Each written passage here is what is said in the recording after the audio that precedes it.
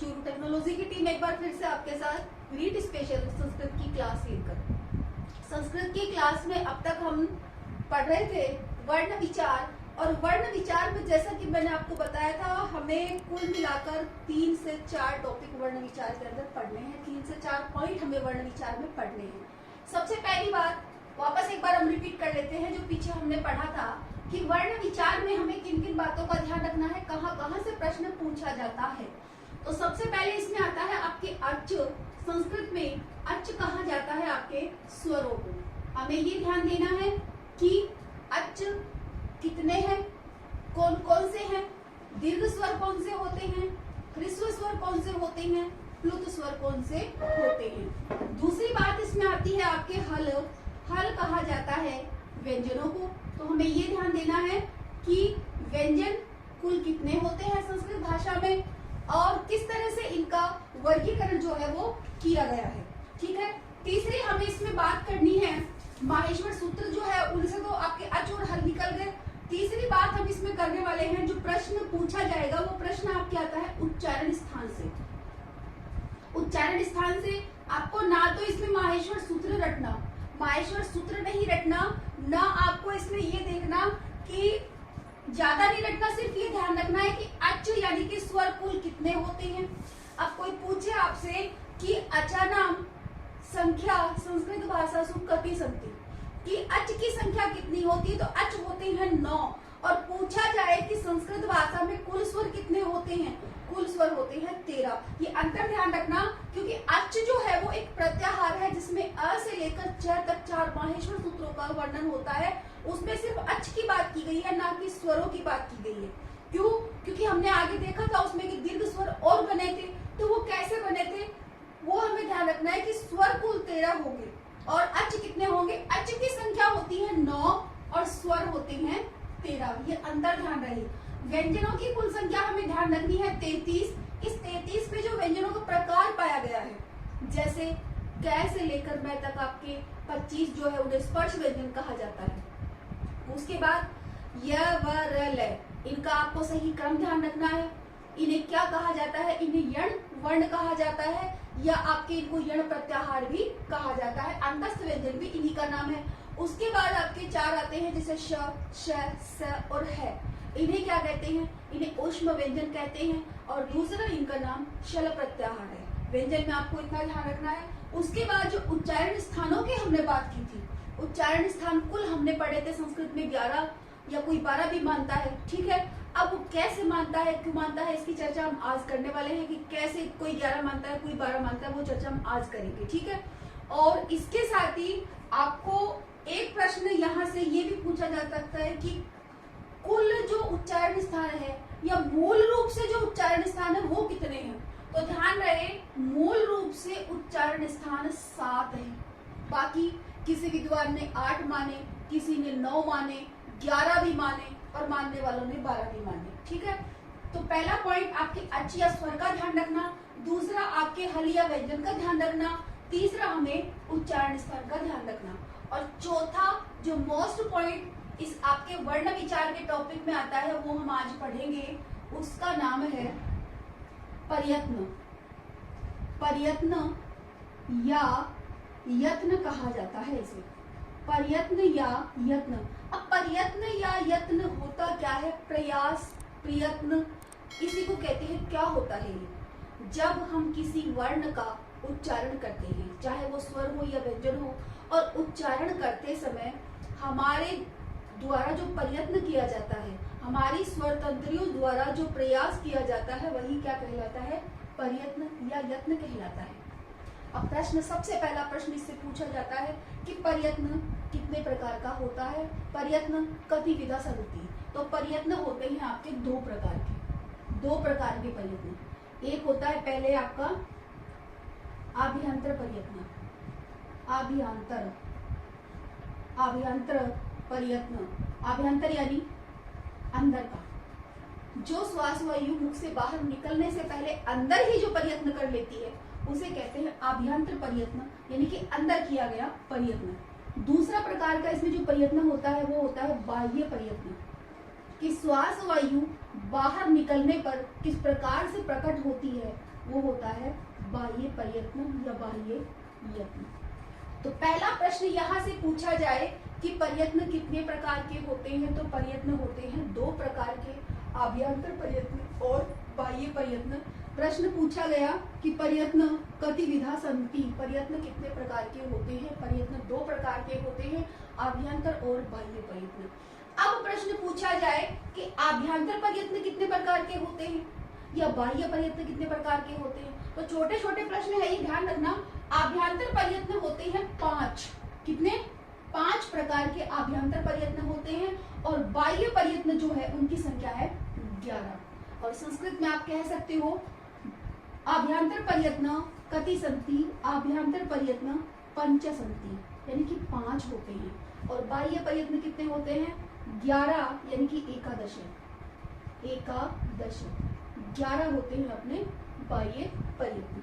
अब इनको अलग अलग हमें पढ़ना है कि आभ्यंतर प्रयत्न कौन कौन से और बाह्य प्रयत्न कौन कौन से। तो पहले हम बात करेंगे आभ्यंतर प्रयत्नों की।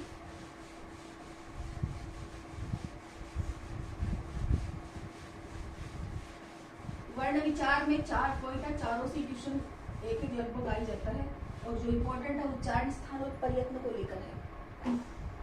अब देखिए पहले हम बात करें आभ्यंतर प्रयत्न जो 5 प्रकार है, वो पांचों प्रकार देखिए। सबसे पहला इसमें आता है आपके स्पृष्ट, ठीक है। दूसरा आता है ईषद स्पृष्ट,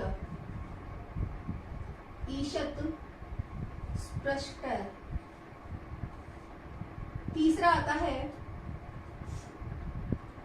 विव्रत और चौथा आता है ईषद विव्रत,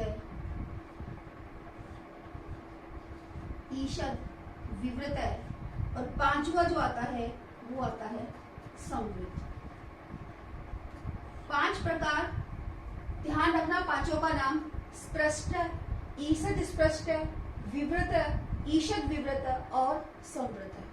अब जो हमने वर्ण रखे थे, वर्णों का ही प्रयत्न पढ़ रहे हैं हम, तो कौन कौन से वर्ण किस तरह से इसमें आएंगे, कौन से स्पष्ट में आएंगे, कौन से ईषद स्पष्ट में आएंगे, कौन से विव्रत में होंगे, कौन से ईषद विव्रत में होंगे और कौन से संवृत में होंगे, इनकी बात अभी हम करते हैं। तो देखिए आप स्पष्ट जो है उनका स्पर्श से सीधा सीधा कनेक्शन है। स्पर्श व्यंजन कितने होते हैं, स्पर्श व्यंजन 25।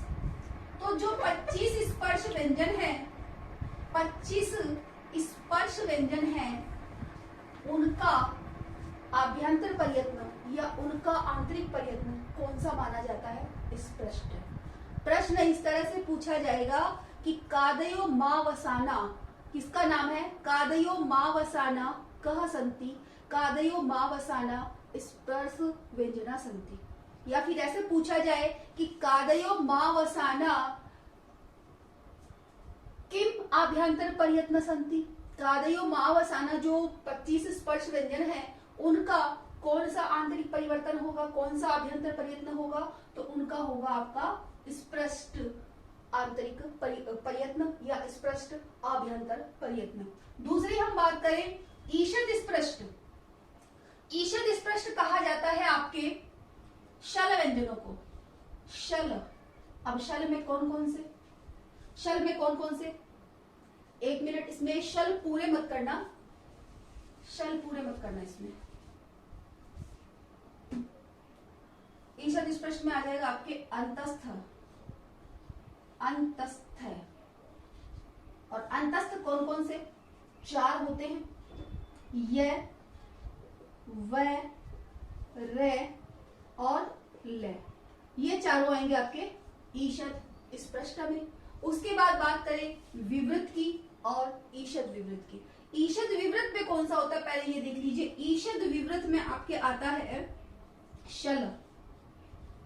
अब शल प्रत्याहार जो है उसके चारों आ जाएंगे इसमें, श, श, स और है, ठीक है।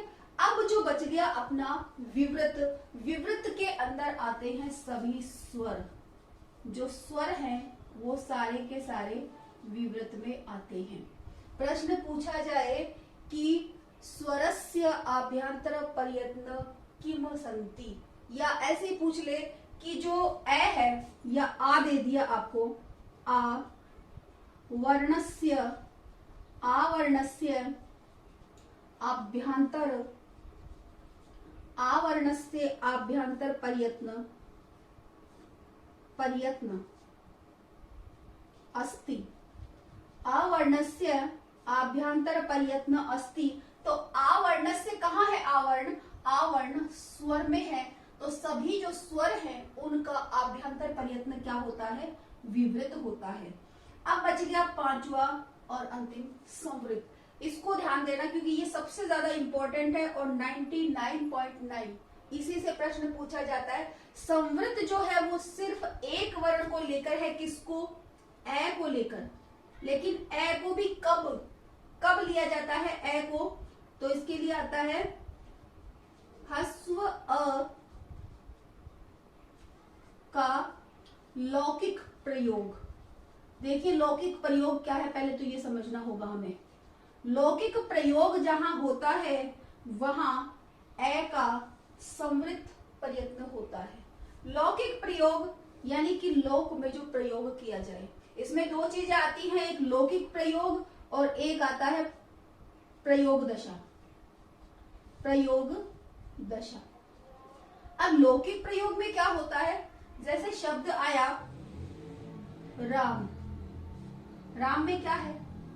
ए है, तो ये लौकिक प्रयोग हो जाएगा और यहाँ जो ए होगा उसका संवृत प्रयत्न माना जाएगा। ठीक है। जैसे शब्द देखिए दूसरा कृष्ण, तो कृष्ण के अंदर भी क्या है? ए है, इसीलिए इसका भी लौकिक प्रयोग ए मानते हुए, क्योंकि हम लौकिक शब्दों में प्रयोग करते हैं राम और कृष्ण को, मतलब प्रैक्टिकली व्यवहारिक रूप से जो प्रयोग किए जाए वो लौकिक प्रयोग होता है, तो इसलिए इनका संवृत जो प्रयत्न है वो माना जाता है। लेकिन यही अगर प्रयोग दशा में आ जाए, प्रक्रिया दशा में अगर आ जाए, प्रक्रिया दशा में अगर आ जाए तो क्या होगा? अब प्रक्रिया दशा में अगर राम शब्द लिखा है तो वो इस तरह से लिखा जाएगा राम सु, ऐसे कुछ वो उसमें होता है। ठीक है, तो वहां से क्या होता है? सु जो है उसका वहां पे लोप संज्ञा होती है, जैसे पहले ऊ की उदित संज्ञा होगी, फिर से की सुट संज्ञा होकर ये गायब होता है। ठीक है, तो जैसे इसको करके देखते हैं राम सु। ठीक है, इस तरह से दिया तो सबसे पहले क्या होगा? इस ऊ की यहाँ पे उदित संज्ञा हो जाएगी राम स ऊ की हो जाएगी उदित संज्ञा, और उदित संज्ञा होगी तो क्या होगा? ऊ का लोप हो जाएगा। अब बचेगा अपने पास राम स, और स को क्या आदेश हो जाएगा? स को हो जाएगा विसर्ग आदेश, स बन जाएगा विसर्ग आदेश, तो शब्द बनता है रामः। तो ये तो हुआ इसका प्रक्रिया प्रयोग। प्रक्रिया दशा के अंदर क्या होता है? प्रक्रिया दशा के अंदर ए वर्ण नहीं होता तो प्रयत्न नहीं माना जाता। ठीक है, लेकिन लौकिक प्रयोग जब होता है जहां ए वर्ण की ध्वनि आए तो वहां संवृत प्रयत्न माना जाएगा। सबसे इंपॉर्टेंट चीज है ये कि संवृत प्रयत्न कब और किसका माना जाता है? तो संवृत प्रयत्न ए का लौकिक प्रयोग होने में माना जाता है। प्रश्न आया हुआ है कि ह्रस्व ए का लौकिक प्रयोग दशा में कौन सा प्रयत्न होगा? ह्रस्व ए का लौकिक प्रयोग दशा में कौन सा प्रयत्न होगा? तो संवृत होगा। वही अगर प्रश्न आए कि ए का प्रक्रिया दशा में कौन सा प्रयोग होगा, तो कोई सा भी प्रयत्न उसमें नहीं माना जाएगा, ना तो आपने फिर उसमें स्वर वाला आ जाएगा, विवृत आ जाएगा। अगर प्रक्रिया दशा में पूछा जाए तो स्वर वाला आ जाएगा, और प्रयोग दशा में पूछा जाए तो संवृत आ जाएगा। यह है आपका आभ्यंतर प्रयत्न। एक बार वापस रिपीट करती हूँ मैं कि आभ्यंतर प्रयत्न कितने प्रकार के होते हैं? आभ्यंतर प्रयत्न 5 प्रकार के होते हैं। पहला है स्पष्ट प्रयत्न। स्पष्ट का मतलब स्पर्श व्यंजनों से सीधा कनेक्शन है, तो जितने भी अपने 25 स्पर्श व्यंजन हैं उन 25 स्पर्श व्यंजनों का स्पष्ट प्रयत्न ही होता है। दूसरा है ईषत स्पष्ट। ईषत स्पष्ट जो प्रयत्न है वो आपके अंतस्थ व्यंजनों का, जो आपके 4 है य व रल, इन्हें यण वर्ण भी कहा जाता है। यण प्रत्याहार भी कहते हैं, यण वर्ण भी कहते हैं। तो प्रश्न आ जाए कि यणस्य या यणानाम प्रयत्न, आंतरिक प्रयत्न क संति, तो आंतरिक प्रयत्न क्या होगा, ईसत स्पष्ट हो जाएगा। स्वर जितने भी हैं आपके, अगर एच को देखते हो या सभी स्वरों को देखते हो 13 को, तो उनका जो आंतरिक प्रयत्न है, आभ्यंतर प्रयत्न है, वो विवृत माना जाएगा। शल श स है, उनका जो आपका आभ्यंतर प्रयत्न है वो ईषद विवृत होता है।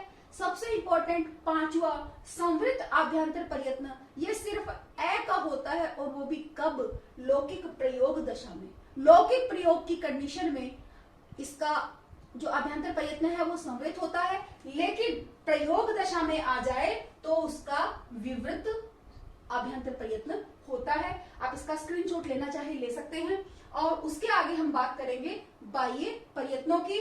और वीडियो को आप लाइक शेयर सब्सक्राइब करते रहें, ताकि क्या है कि कंटिन्यू आपको भी क्लास मिलती रहे, आपके साथ ही जो घर बैठे तैयारी करना चाहे उनको भी मिलती रहे। और अभी नेक्स्ट क्लास उसके बाद जो होगी उसमें हम बात करेंगे बाह्य प्रयत्नों की। धन्यवाद।